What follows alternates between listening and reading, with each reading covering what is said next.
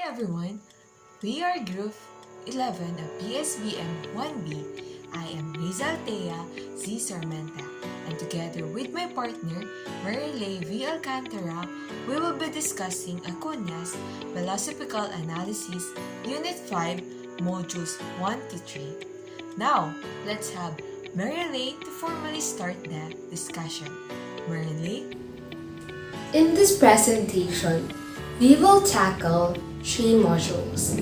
First is the types of ethical theory, the second is teleological theories, and the third module is about utilitarianism. So, let's begin! Now, the first thing that we will be discussed is the types of the ethical theory, which is under the Unit 5, Module 1 of Acuna's Philosophical Analysis. So, let us now proceed to the first part of the module, which are the elements of ethical theory. Marilei, the floor is now yours. There are three elements of an ethical theory. First, it must provide a definition of good and its opposite, which is the bad one. Second, it must provide a definition of what is right, but in terms of the good. Lastly, an ethical theory must provide a statement of the moral principle in a coherent way and in definite terms. If wala yung tatlong elements na ito, magiging incomplete yung theory mo. So, any comparing and contrasting ng mga ethical theories ito ay dadaan or dapat i-take account yung tatlong elements na nasa screen. So, let's begin our analysis using these frameworks. Now, let's move to the two kinds of statements, which are the statement of value and obligation. But first, let us tackle the statement of value. Statement of value manage the moral philosophers' approximate estimation of the worth or value of an act, object, person, event, and etc. In short, it is the idea of what is good. Kadalasan, ito yung mga statement in evaluative form. For an instance, Marilei is good, Marilei is right, Marilei is correct, and etc. Second, we have the statement of obligation. It governs the idea of what you ought to do. Or in much simple terms, this is concerns of your duty and obligation. It is the idea of what is right. Dito naman, usually the statement is in the prescriptive statement. Let's have a simple example. May upcoming quiz ka tomorrow. Let's apply the statement of obligation. You ought to study and review tonight. And don't play video games.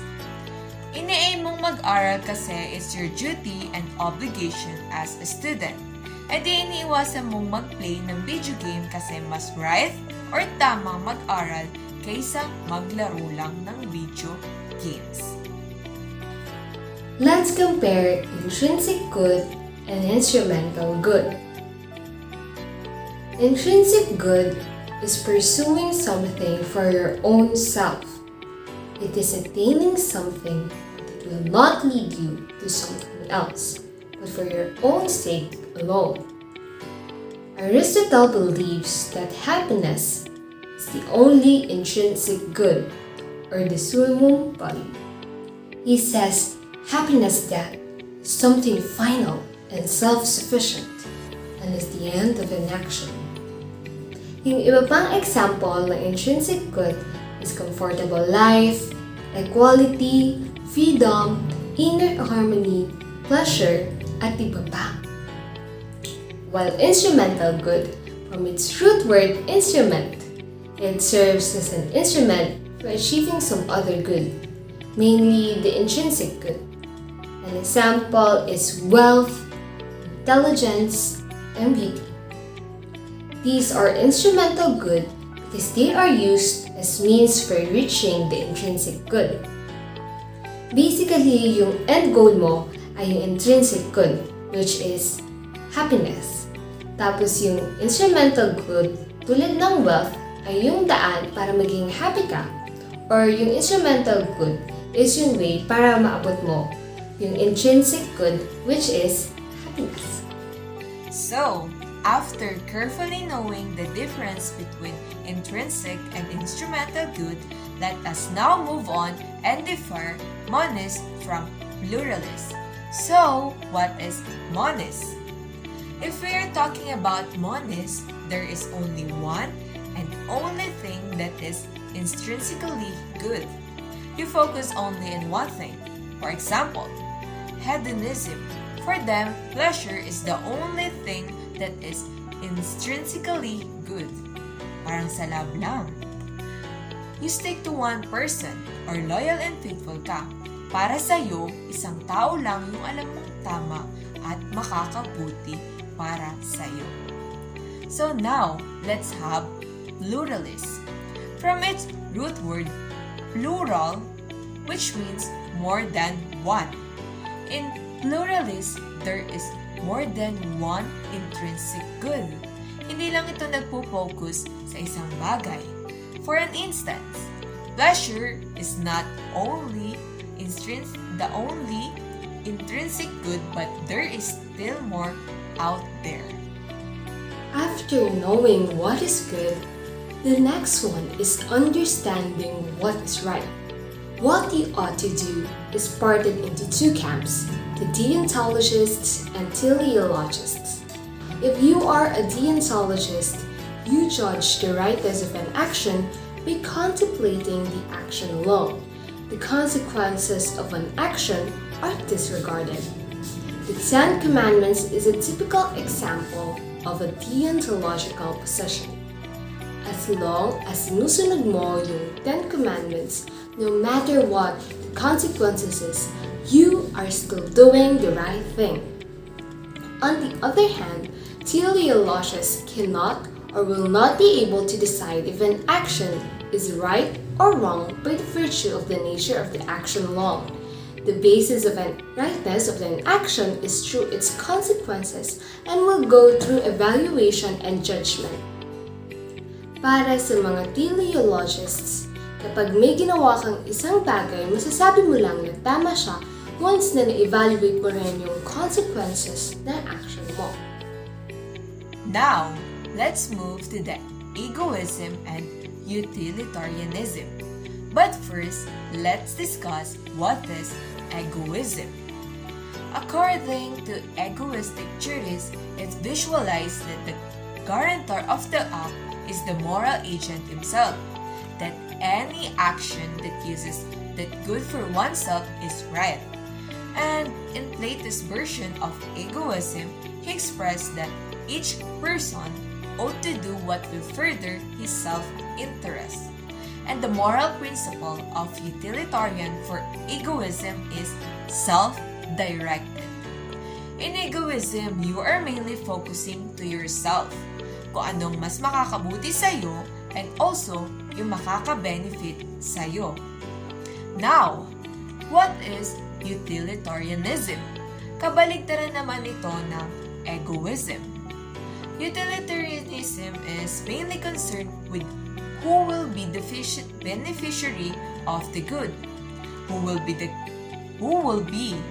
guaranteed from the good consequences of the action, and the moral principle is other-directed. Dito naman, you think others more than yourself.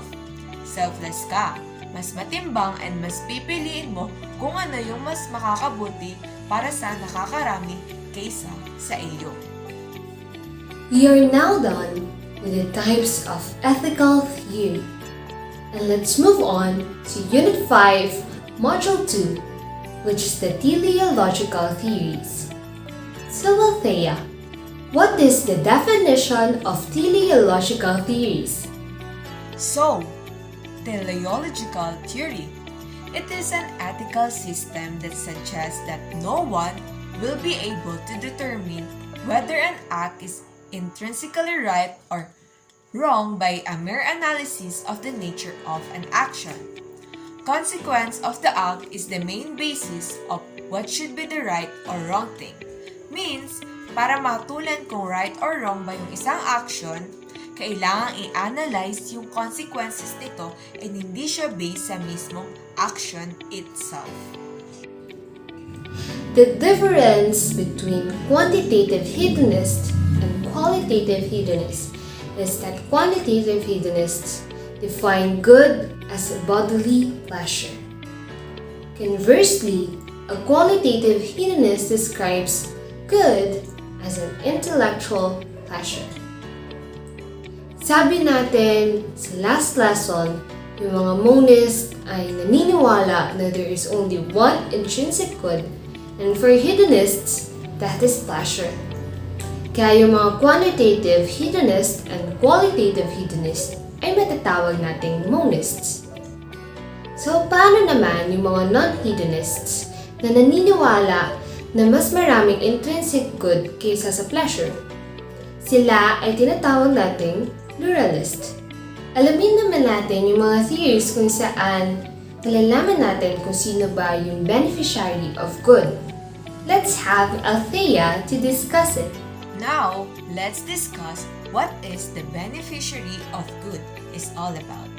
The main dissimilarity between teleological theories is their perspective about who is the beneficiary of the good.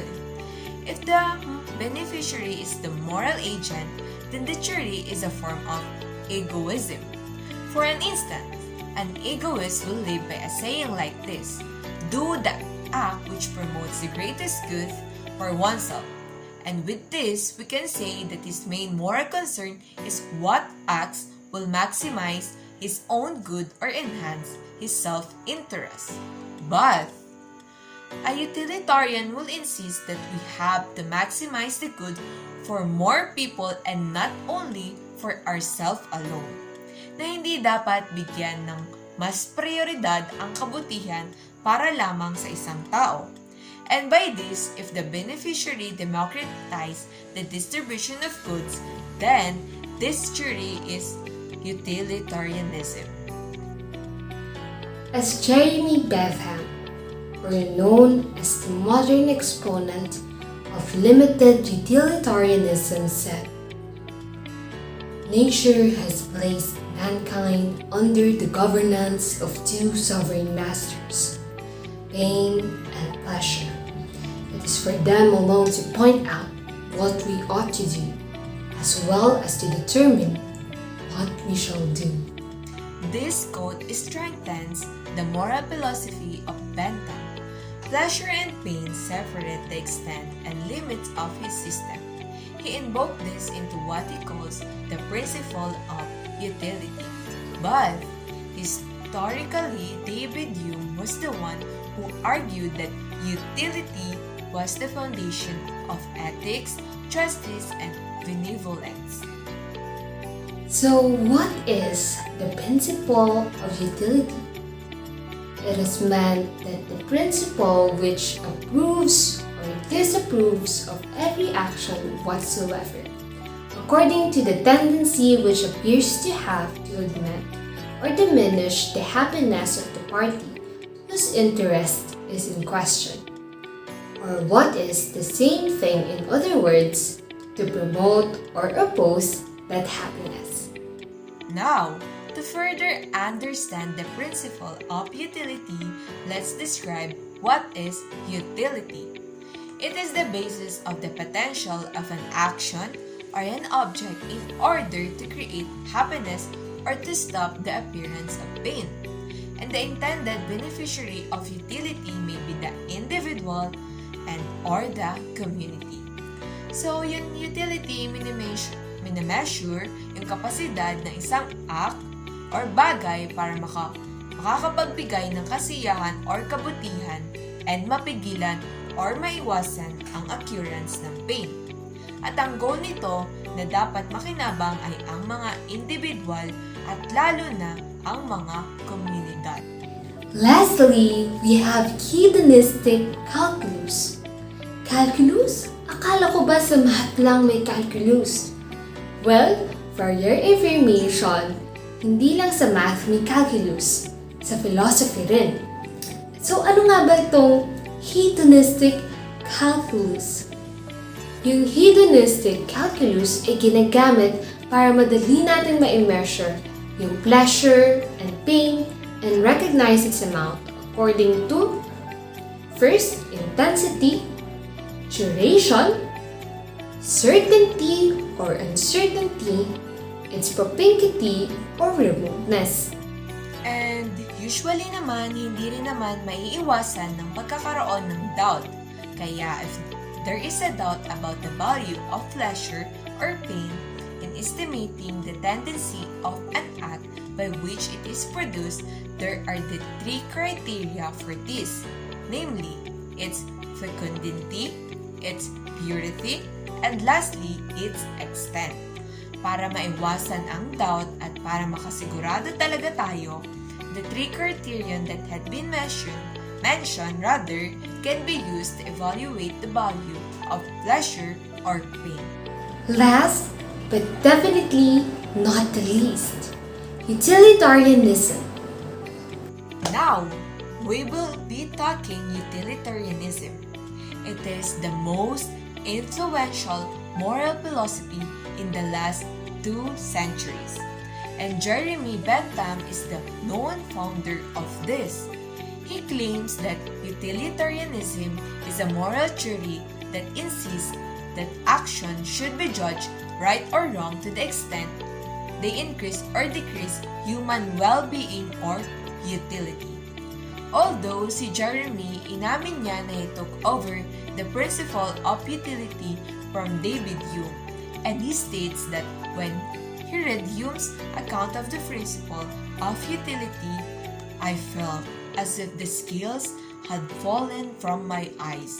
I then, for the first time, learned to call the cause of the people the cause of the virtue. What is quantitative hedonism? Quantitative hedonists claim how worthy pleasure is, for the well-being is mainly based on the quantity of pleasure. That is why they are only focused on the capacity of the pleasure, such as duration and intensity. And with this, quantitative hedonism is generally accused of over-assessing the animalistic, simple, and corrupted pleasures. So, let's now talk about naman the greatest happiness principle.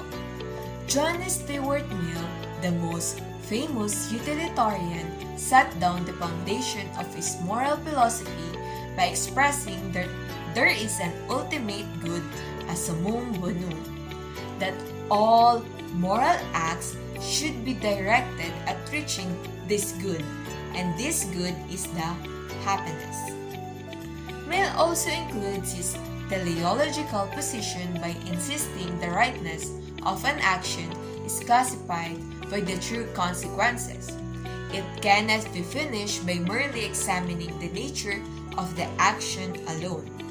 The actual worth of our acts depends on whether it advocates the good or not. What is qualitative hedonism?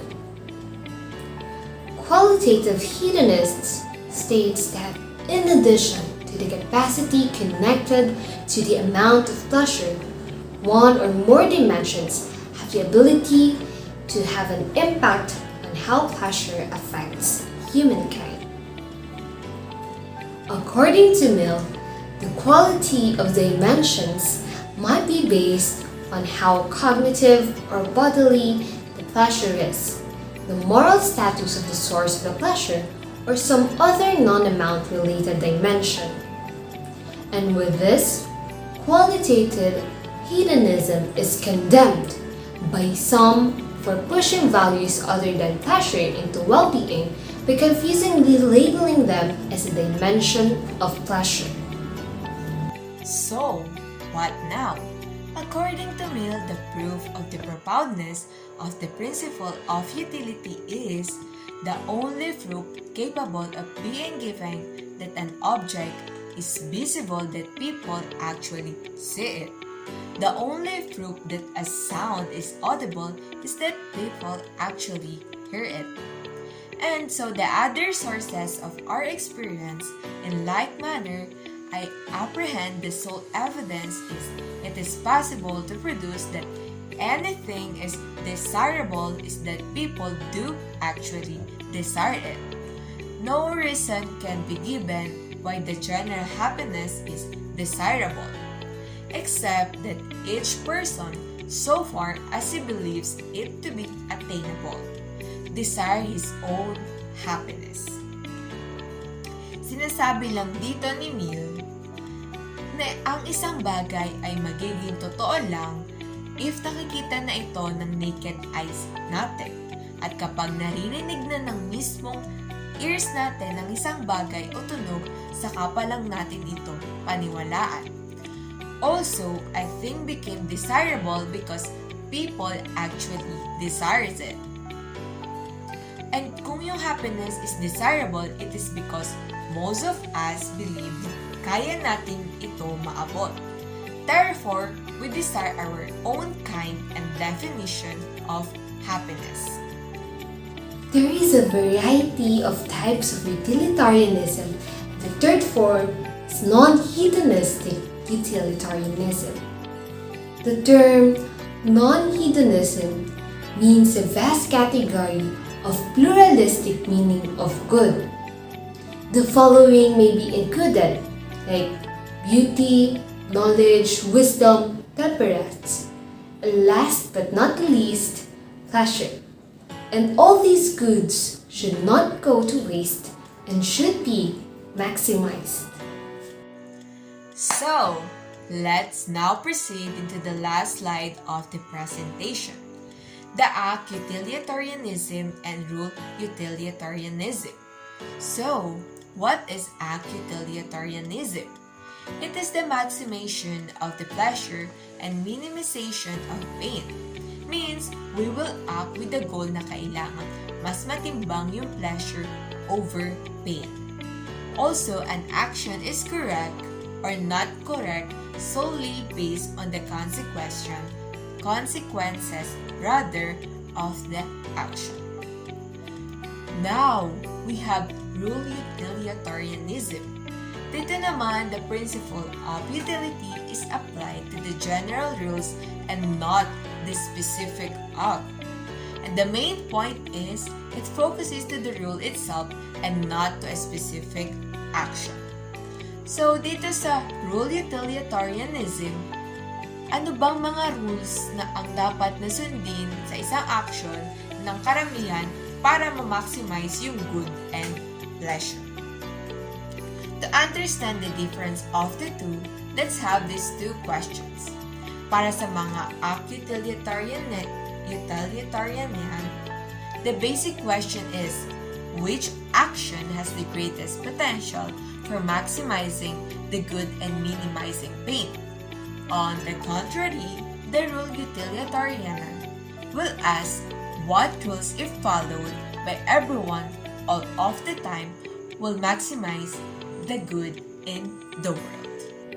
Again, I'm Marylee Alcantara and my partner, Rheiza Althea Sarmenta, and we are the Group 11, the presenters for Unit 5, Modules 1 to 3 of Andresito Acuna's Philosophical Analysis. Thank you for watching. You may give your comments, suggestions, and questions.